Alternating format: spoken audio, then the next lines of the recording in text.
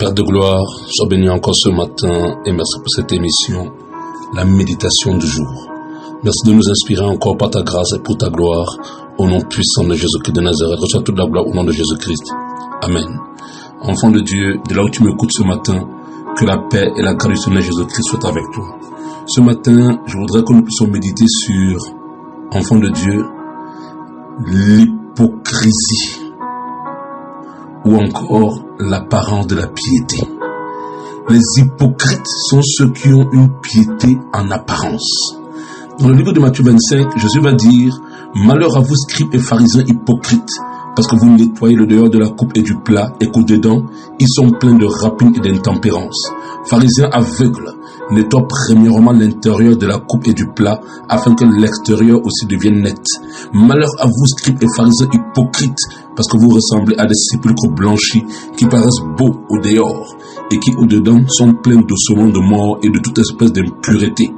Vous de même au dehors, vous paraissez juste aux hommes, mais au-dedans, vous êtes plein d'hypocrisie et d'iniquité. » Amen.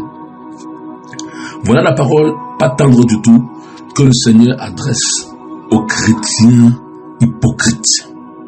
C'est quoi un hypocrite? Dans le livre de 2 Timothée 3, verset 5, Paul va dire, inspiré par le Saint-Esprit, ayant l'apparence de la piété, mais reniant ce qui en fait la force. Un chrétien hypocrite, c'est un chrétien qui vit ce qu'on appelle une sainteté apparente. C'est un chrétien qui n'a épousé la sainteté qu'en apparence. Mais c'est un chrétien qui n'a pas épousé la sainteté de tout son cœur, de toute son âme, de toute sa force. Parce que la parole de Dieu déclare, tu aimeras l'Éternel ton Dieu de tout ton cœur, de toute ton âme, de toute ta force. Si tu es incapable d'aimer l'Éternel ton Dieu de tout ton cœur, alors tout ce que tu fais pour Dieu est hypocrite.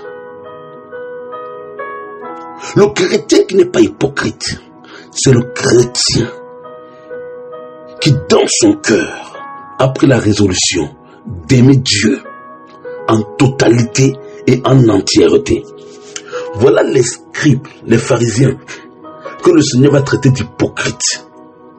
Oh, ce sont des personnes qui faisaient toutes choses pour être admirés des hommes, pour être vus des hommes, pour être glorifiés des hommes. Ils s'habillaient même très bien, mais ils ne s'habillaient pas très bien pour la gloire de Dieu. Ils s'habillaient très bien pour être admirés des hommes. Jésus leur dit, hypocrite, commencez déjà par nettoyer l'intérieur du cœur. Je vais dire une chose ce matin, chrétien. L'habillement de la sainteté est très important. Mais t'habiller saintement, alors que ton cœur à l'intérieur n'est pas pur, c'est mentir contre toi-même et c'est mentir contre Dieu. C'est pourquoi le Seigneur dit d'abord aux pharisiens, pharisiens, le vêtement que vous portez, il est bien. Le vêtement que vous portez, il est saint. Mais commencez déjà par avoir le cœur conforme à votre vêtement. Il ne sert à rien que tu aies le vêtement de la sainteté, alors que ton cœur n'est pas conforme à la sainteté. Cette sainteté ne te servira pas à grand chose. C'est ça l'hypocrisie. Les hypocrites sont ceux qui font des actes contraires à l'état de la vérité. Ils montrent une chose, ils montrent une apparence qu'ils ne sont pas en réalité. Toutes les fois que tu ne laisses pas Dieu transformer ton cœur, toutes les fois que tu ne laisses pas Dieu changer ton cœur, et que tu veux poser des actes pour la gloire de Dieu, les actes que tu vas poser ne seront pas justes. Tu seras hypocrite. Pourquoi? Parce que tu n'as pas d'abord laissé le Seigneur nettoyer ton cœur. Tu n'as pas laissé le Seigneur nettoyer ton dedans. Tu es habillé saintement, mais ton cœur est plein de colère, ton cœur est plein de jalousie, ton cœur est plein de rancune, ton cœur est plein d'amertume, ton cœur est plein de calomnie, de convoitise. Mais en apparence, quand les gens te voient, oh, quel saint frère, oh, quelle sainte sœur, cette religion-là est mensongère. Le Seigneur te dit, celui qui veut marcher dans la sainteté totale doit d'abord laisser le Saint-Esprit purifier son cœur en totalité. Toutes les personnes qui ne veulent pas adopter, par exemple, un habillement de la sainteté, un habillement qui va couvrir leur corps, c'est pourquoi? C'est d'abord parce que dans leur cœur elles aiment encore le monde. Dans leur cœur, elles ne sont pas détachées de l'apparence du monde. Elles peuvent aller à l'église, mais elles ne sont pas détachées de l'apparence du monde. Elles peuvent aller prier, mais elles ne sont pas détachées de l'apparence du monde. Elles veulent toujours que le monde, ait sur elles ou sur eux un regard favorable. Dieu appelle ça l'hypocrisie.